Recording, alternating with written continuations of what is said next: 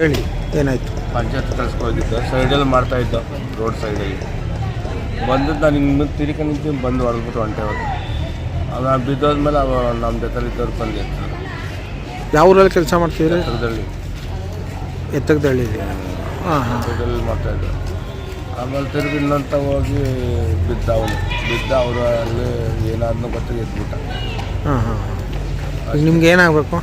ಯಾರು ಈಗ ಅಂತೇಳಿ ನಮಗೇನು ಕೊಟ್ಟರೆ ಖರ್ಚು ಸರ್, ಇದು ಆಸ್ಪತ್ರೆ ಖರ್ಚು ಕೊಟ್ಟರೆ ಸಾಕು. ಎಷ್ಟು 10 ದಿವಸ. ಅಖಿಲ ಕರ್ನಾಟಕ ಅರುಂಧತಿ ಮಹಾಸಭಾ ಜಿಲ್ಲಾಧ್ಯಕ್ಷರು ಹಾಗೆ ಮ್ಯಾನ್ಯುಯಲ್ ಸ್ಕ್ಯಾವೆಂಜರ್ ಜಿಲ್ಲಾ ಜಾಗೃತಿ ಕಮಿಟಿ ಮೆಂಬರ್ ನಾಗಮಣಿ ಹೆಸರು.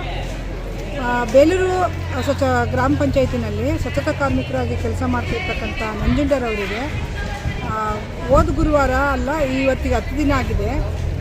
ಆ ದಿನ ಬಂದು ಕೆಲಸ ಮಾಡ್ತಾ ಇರುವಾಗ ಸ್ವಚ್ಛತಾ ಕಾರ್ಮಿಕನಾಗಿ ಕೆಲಸ ಮಾಡ್ತಿದ್ದರು ಪಂಚಾಯತಿ ಕೆಲಸನ. ಯಾರೋ ಒಬ್ಬ ವ್ಯಕ್ತಿ ಕುಡ್ಕೊಂಡು ಬಂದು ಗಾಡಿ ಓಡಿಸಿ ಆಕ್ಸಿಡೆಂಟ್ ಮಾಡಿ ಹೋಗಿದ್ದಾನೆ. ಆ ಆಕ್ಸಿಡೆಂಟ್ ಮಾಡೋದ ವ್ಯಕ್ತಿನ ಇವರು ಆಕ್ಸಿಡೆಂಟ್ ಆಗಿರೋದ್ರಿಂದ ಇವ್ರು ಇಟ್ಕೊಳ್ಳೋಕ್ಕಾಗಲಿಲ್ಲ ಮತ್ತು ಗಾಡಿ ನಂಬರ್ ನೋಟ್ ಮಾಡ್ಕೊಳ್ಳೋಕ್ಕಾಗಿಲ್ಲ. ಆದರೆ ಪಂಚಾಯತಿನಲ್ಲಿರ್ತಕ್ಕಂಥ PDOಗೂ ವಿಷಯ ಗೊತ್ತಿದೆ, ಅಧ್ಯಕ್ಷರಿಗೂ ಗೊತ್ತಿದೆ, ಅಲ್ಲಿರ್ತಕ್ಕಂಥ ಸಿಬ್ಬಂದಿಗಳಿಗೂ ಕೂಡ ಗೊತ್ತಿದೆ.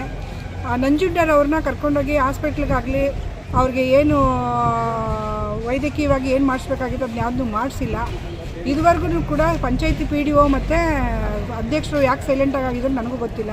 ಆದರೆ ನಂಜುಂಡರವ್ರ ಮಗ ಫೋನ್ ಮಾಡಿ ಕೇಳಿದ್ದಕ್ಕೆ PDO ಅವರು ನಾನು ದೇವಸ್ಥಾನದವರಿದ್ದೀನಿ, ನಾನೀಗ ಬ್ಯುಸಿ ಇದ್ದೀನಿ, ಸೋಮವಾರ ಬನ್ನಿ ಮಾತಾಡ್ತೀನಿ ಅಂತ ಹೇಳಿದ್ರಂತೆ. ತುಂಬ ನೆಗ್ಲೆಕ್ಟಾಗಿ ಮಾತಾಡಿದ್ದಾರೆ. ನಮ್ಮ ಮಂಡ್ಯದ ಮಾತ್ರನೇ ಅಲ್ಲ, ಬೇಲೂರು ಪಂಚಾಯತಿ ಅಂತಲೇ ಅಲ್ಲ, ಎಲ್ಲ ಪಂಚಾಯತಿಗಳಲ್ಲೂ ಕೂಡ ಸ್ವಚ್ಛತಾ ಕಾರ್ಮಿಕರಿಗೆ ಯಾವುದೇ ರೀತಿಯಾದಂಥ ಹೌಸ್ಕೀಪಿಂಗ್ ಕೆಲಸ ಮಾಡ್ತಕ್ಕಂಥ ಸ್ವಚ್ಛತಾ ಕಾರ್ಮಿಕರಿಗೆ ಯಾವುದೇ ರೀತಿಯಾದಂಥ ಒಂದು ಮರ್ಯಾದೆನೂ ಕೂಡ ಇರಲ್ಲ. ಅವ್ರಿಗೆ ಏನಾದರೂ ಕೂಡ ಯಾವುದಕ್ಕೂ ತಲೆ ಕೆಡಿಸ್ಕೊಳ್ಳಲ್ಲ. ಈ ರೀತಿಯಾದಂಥ ಒಂದು ಕಳಪೆ ಒಂದು ಕೆಲಸಗಳನ್ನ PDOಗಳು ಮಾಡ್ತಾರೆ ಅಂತಂದರೆ ಅದು ತುಂಬ ಒಂದು ಬೇಜಾರಾಗ್ತಕ್ಕಂಥ ವಿಷಯ. ದಯವಿಟ್ಟು ನಂಜುಂಡರವರಿಗೆ ಈಗಾಗಲೇ MLC ಮಾಡಿಸಿ ಟ್ರೀಟ್ಮೆಂಟ್ ಅವ್ರ ಮಗ ಕರ್ಕೊಂಬಂದು ಮಾಡಿಸಿದ್ದಾರೆ. ಅದು ಅವ್ರಿಗೇನು ಟ್ರೀಟ್ಮೆಂಟ್ ಇದೆ, ಈಗ 15 ದಿನಕ್ಕೇನೋ ಅವ್ರಿಗೆ ರೆಸ್ಟ್ ಮಾಡಬೇಕು ಅಂತ ಹೇಳಿದ್ದಾರೆ.